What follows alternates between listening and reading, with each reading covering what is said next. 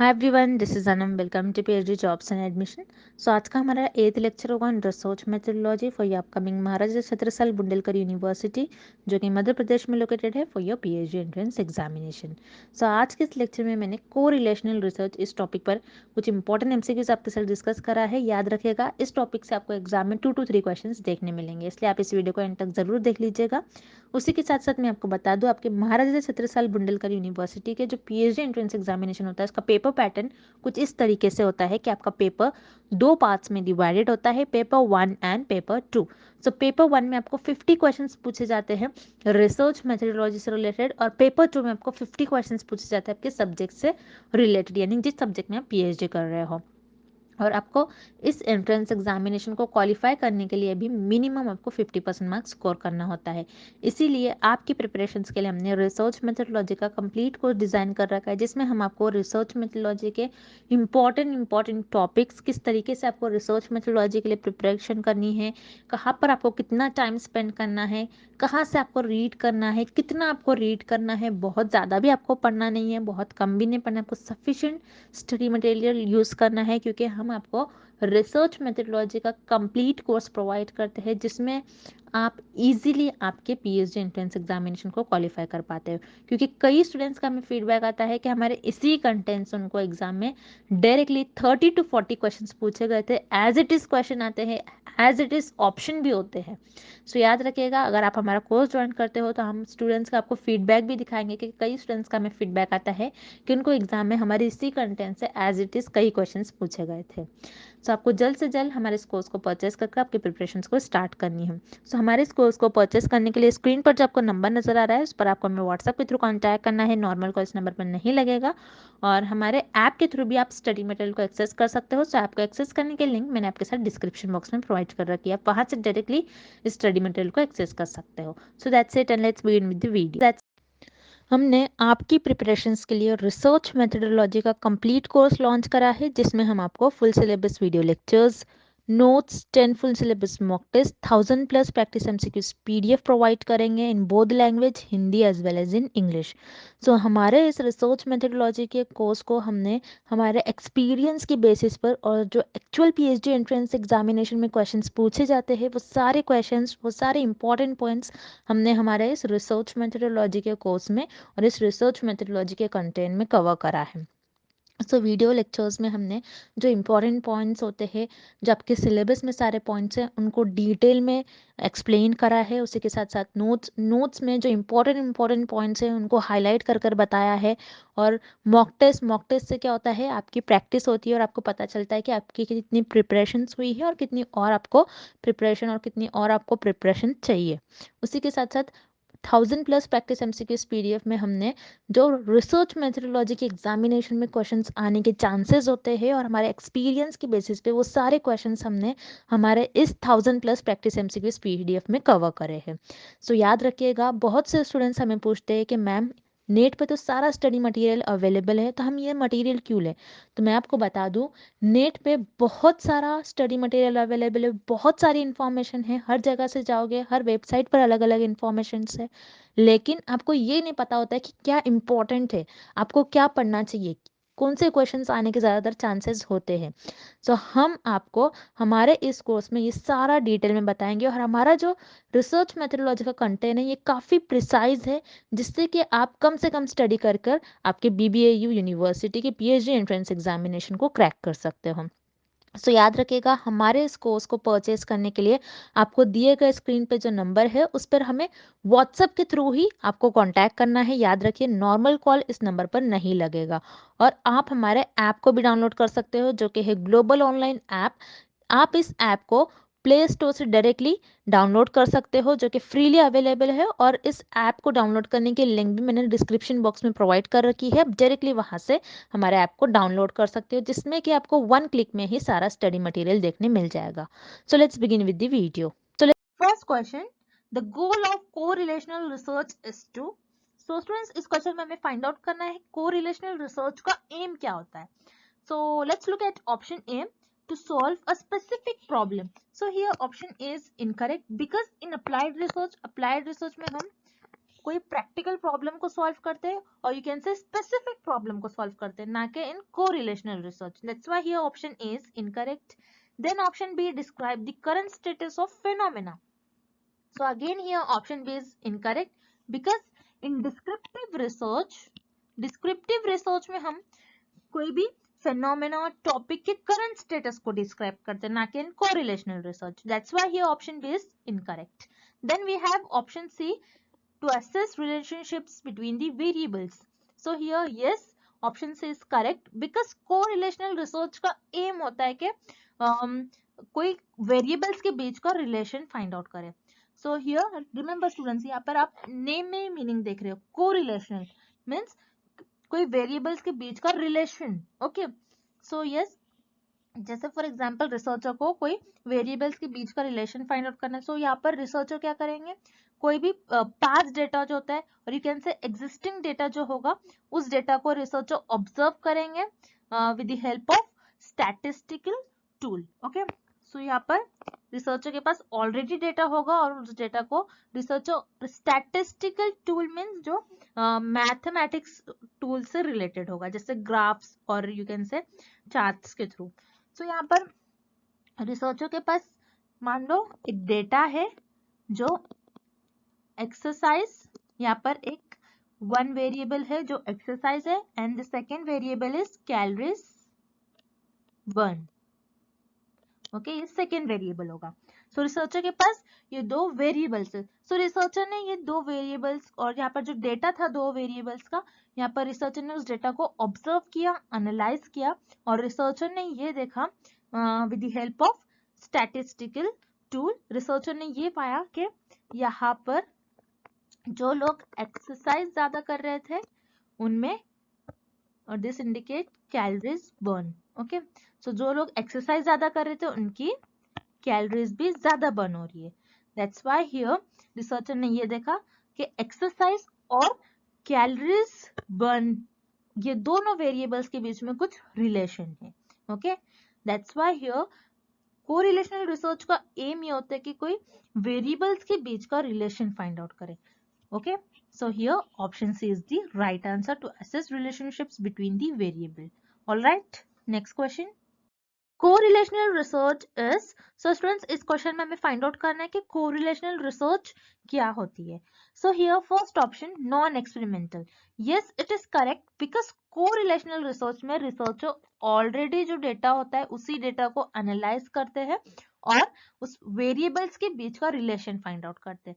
सो यहाँ पर रिसर्चर को कोई एक्सपेरिमेंट परफॉर्म नहीं होता है, एज इट इज जो डेटा है उसी को एनालाइज कर कोई रिलेशनशिप्स फाइंड आउट करना होता है वेरिएबल्स के बीच में.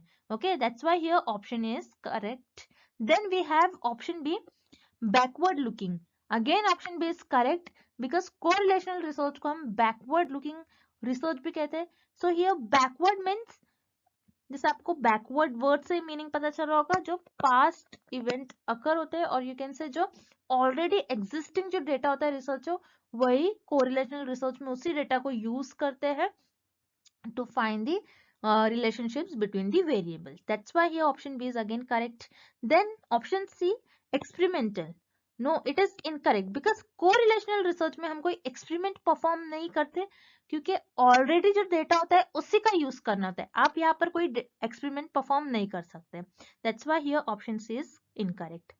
Then here correct option is option D, both A and B. Next question. In correlational research, researcher, so students इस क्वेश्चन में हमें फाइंड आउट करना है कि correlational research में researcher variables को कैसे मैनेज करते हैं. So here option A is influence the variable, option B manipulates the variables, C changes the variables. So remember students here influence, manipulates and change means तीनों words का meaning same ही होगा. कि correlational research में researcher variables को क्या manipulate करते हैं या फिर चेंज करते हैं. Okay so remember students correlational research में रिसर्चर वेरिएबल्स को ना ही मैनिपुलेट करते हैं, ना ही इन्फ्लुएंस करते हैं और ना ही वेरिएबल्स को चेंज करते हैं. बिकॉज इन एक्सपेरिमेंटल रिसर्च में रिसर्चर इंडिपेंडेंट वेरिएबल को चेंज करते हैं और यू कैन से इंडिपेंडेंट वेरिएबल को इन्फ्लुएंस करते हैं और मैनिपुलेट करते हैं. बट कोरिलेशनल रिसर्च में रिसर्चर वेरिएबल्स को नहीं चेंज करते, नहीं मैनिपुलेट करते, ओके, बिकॉज कोरिलेशनल रिसर्च में रिसर्चर को जो भी एग्जिस्टिंग डेटा होता है वही डेटा का यूज करना होता है. That's why here correlational research में रिसर्चर कोई भी वेरिएबल्स को मैनिपुलेट और चेंज नहीं करते. That's why here correct option is option D, none of the above. Next question. Data from a correlational study is usually shown as a. So students, इस question में हमें find out करना है कि correlational research में researcher अपने data और result को किस ग्राफिक फॉर्म में शो करते हैं. So here we have option A scatter plot, then option B pie chart, then option C bar graph.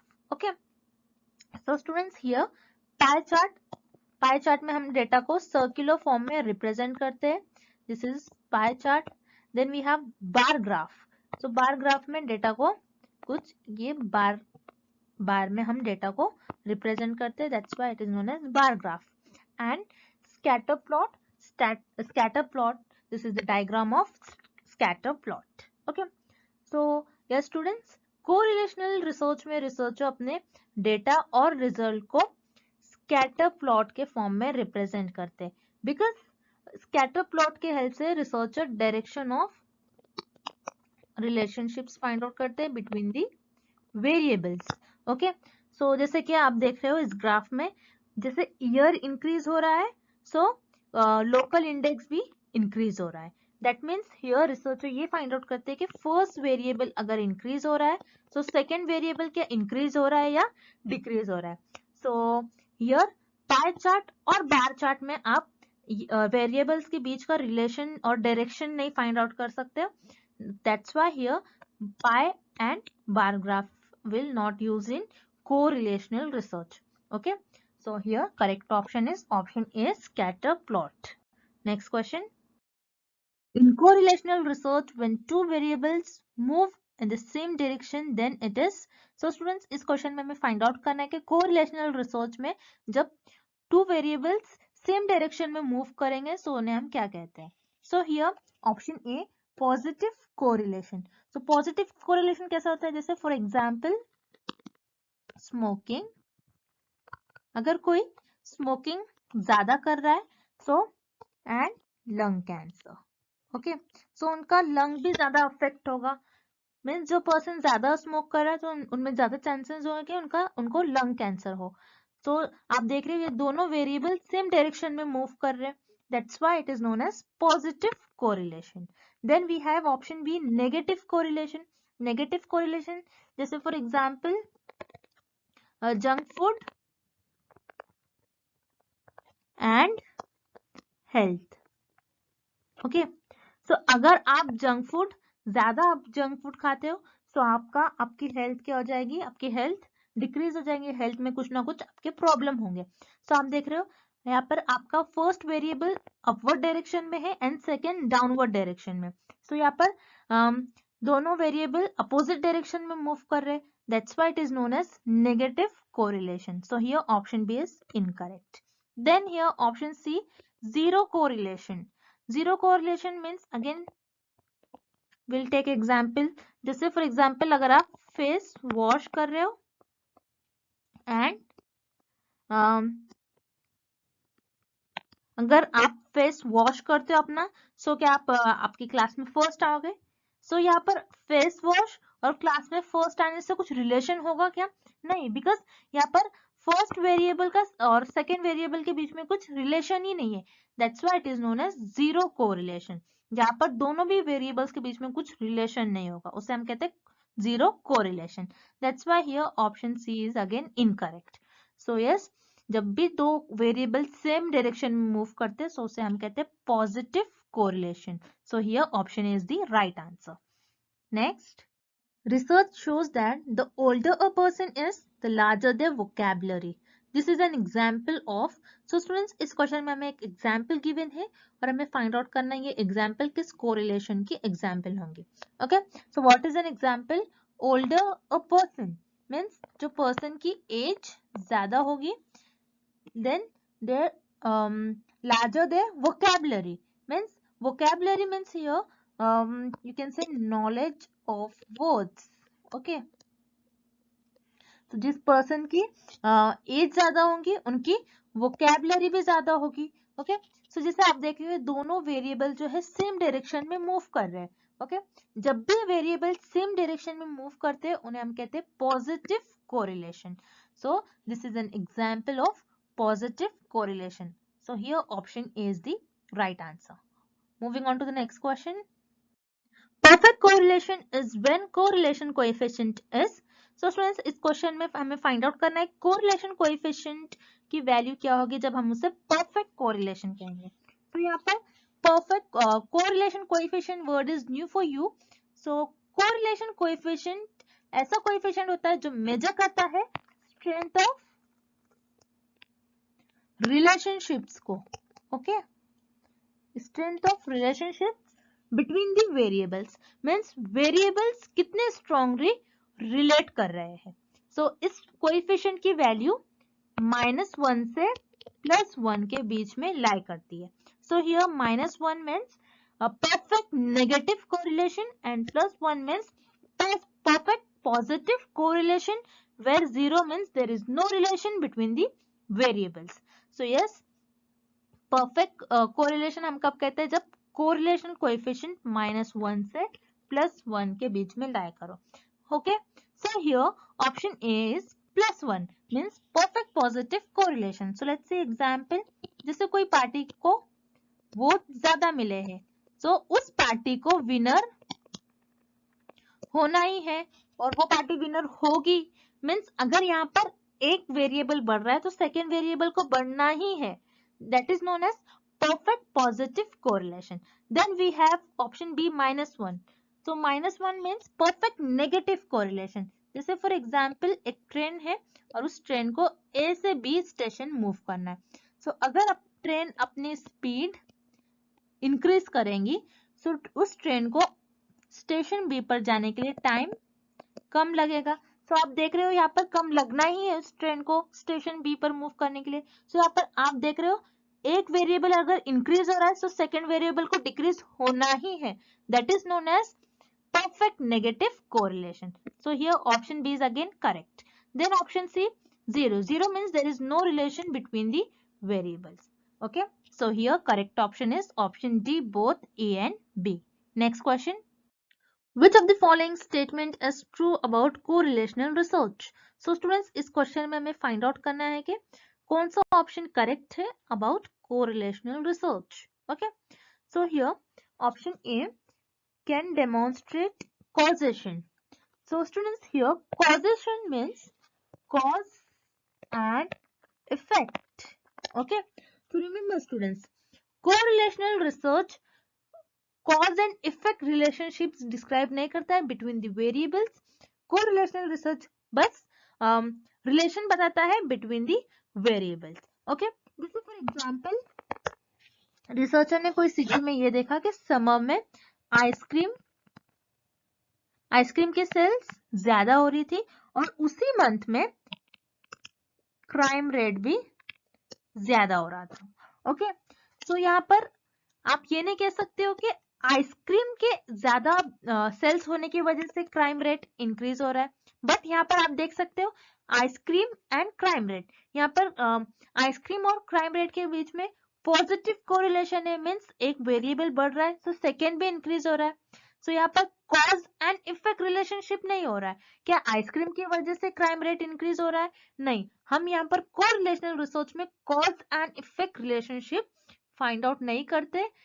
So that is why correlation does not imply causality or causation. Okay, correlational research जरूरी नहीं है कि cause and effect relationship show करे. That's why here option A is incorrect. Then we have option B is used to define the problem. So again option B is incorrect because हम किसी भी problem को define करते, understand करते in exploratory research, not in correlational research. That's why here again option B is incorrect. Then we have option C, the researcher does not manipulate the variables. Yes, it is correct about correlational research because correlational research में researcher past events, जो past data होता है और जो already existing data होता है, और जो ऑलरेडी डेटा होता है उसी डेटा को यूज करते हैं to show or to find the relationships between the variables. Okay, that's why here option C is the right answer. Next question. In an experiment, the researcher manipulates the dash variable and measure the dash variable. So students, इस question में हमें find out करना है कि experiment और you can से in experimental research हम कौन से वेरिएबल को मैनिपुलेट करते हैं और कौन से वेरिएबल को मेजर करते हैं. So here in experiment or in experimental research, researcher independent variable को manipulate करते हैं और dependent variable को मेजर करते हैं और डिपेंडेंट वेरिएबल और इंडिपेंडेंट वेरिएबल का क्या इफेक्ट हो रहा है डिपेंडेंट वेरिएबल पर, ये फाइंड आउट करते हैं. सो रिमेंबर स्टूडेंट्स, इन एक्सपेरिमेंट और in experimental research researcher independent variable को मैनिपुलेट करते हैं और यू कैन से चेंज करते हैं. whereas in कोरिलेशनल रिसर्च में रिसर्चर किसी भी वेरिएबल को मैनिपुलेट और यू कैन से चेंज नहीं करते. This is the major difference between experimental research और correlational research. So yes, in experiment और in experimental research, researcher independent variable को manipulate करते हैं और dependent variable को measure करते हैं. That's why here option A is the right answer. Moving on to the next question. In correlational problem, both variables are. So students, इस question में हमें find out करना है correlation research में जो दोनों भी variables होते हैं वो कैसे होते हैं. So let's see option A equal. No, it is incorrect because correlational research में variables equal हो ये जरूरी नहीं है. It is not necessary. That's why here option A is incorrect. Then option B unknown. Again here option B is incorrect because correlational research में already हमारे पास data present होता है. That's why here option B is incorrect. Then here option C fixed. Again option C is incorrect because आप correlational research में आप variables को fix नहीं कर सकते हो. अगर आप फिक्स करोगे सो वो कांस्टेंट हो जाएगा. That's why here option C is incorrect. Then we have option D random. Yes, it is correct.